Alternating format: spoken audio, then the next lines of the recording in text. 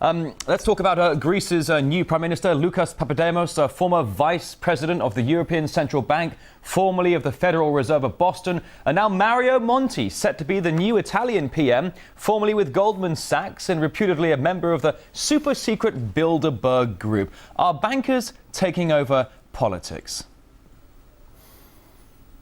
Well, it's a night of the living dead. And all of these zombie bankers, we can't get rid of them. You can't kill them. Iceland thought that they had killed off their zombie terrorist bankers, but they've risen again, and they're now stalking Iceland. You'd have thought the 9/11 attacks would have wiped out those terrorist zombie bankers at Cantor Fitzgerald and Morgan Stanley, but they live to bank another day. They are a plague around the world, and certainly in Europe, as you pointed out, there are no elections, but they're putting bankers in charge to bring about total banker domination as the world goes down a slippery slope into banker hell. But now, Max, if indeed these former bankers are taking political control, what are their main priorities? What are their agendas? Are we talking, geopolitical strategies here or what?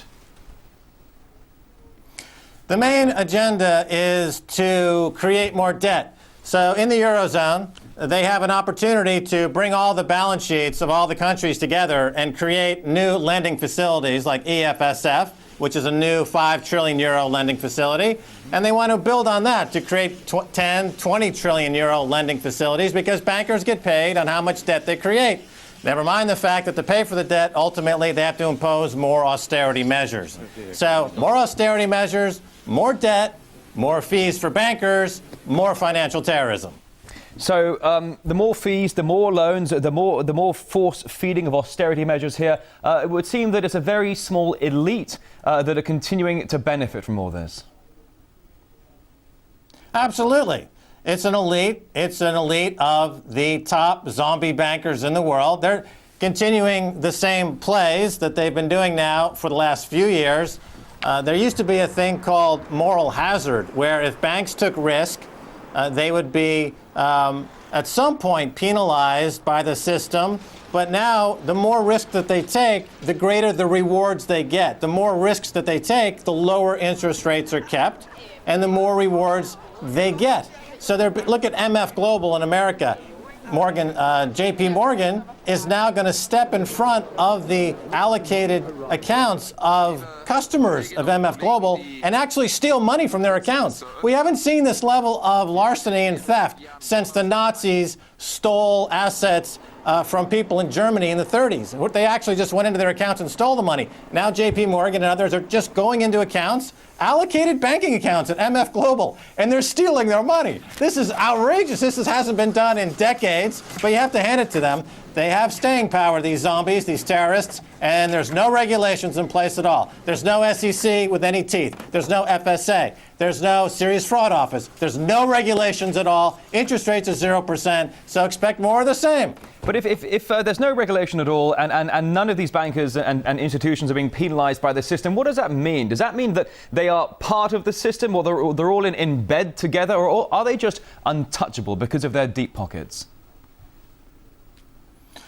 Well, in the Eurozone, what we're seeing is, in place of elected officials, put in place unelected bankers, and of course they work together. They work with the central banks to the key is keeping interest rates near 0%, because this allows them to fund their speculations at zero cost. They don't want to spend any money to borrow money to put the outrageous bets on the table, and every time they lose a bet, then they impose more austerity measures. Every time they win a bet, they keep 100% of the profits. But now, Max, I'm sorry if I can just jump in for a moment. I'm sorry, I do apologise for interrupting you there. But but politicians have certainly messed up the Eurozone. There's no question about that. But surely bankers would know better about finance. Would they not be then perhaps the right people to actually fill these leading political positions? Well, that's the argument of somebody who's a victim of wife beating. So you're saying that you're being beaten unmercifully by your husband, but you're saying he's the best guy to be in place as my husband because he knows how much he's beating me. So I need him to remain my husband because he knows best about how I'm being beaten. I mean, you're taking the argument of a victim. You're taking the argument of someone who's being beaten in this way, and you're defending and you're saying, well, things will get better, the wife beating will stop, or it's unconscionable even that you would make such an argument. I mean, I don't mean to be personally making this case against you, but this is what you hear all the time. People say, well, the bankers know best. Well, the bankers are the ones who have stolen all the money. So are we going to give them more ability to steal more money and impose more austerity measures? That's insane.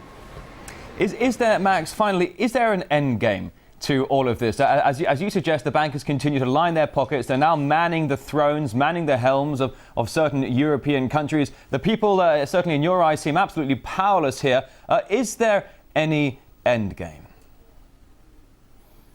Yes, the end game is a mass panic buying of gold and silver. And then this will force the banks to go the way of Enron. JPMorgan will one day wake up, it'll go the way of Enron. It'll be worth zero. Same thing for BNP. Same thing for many of these banks.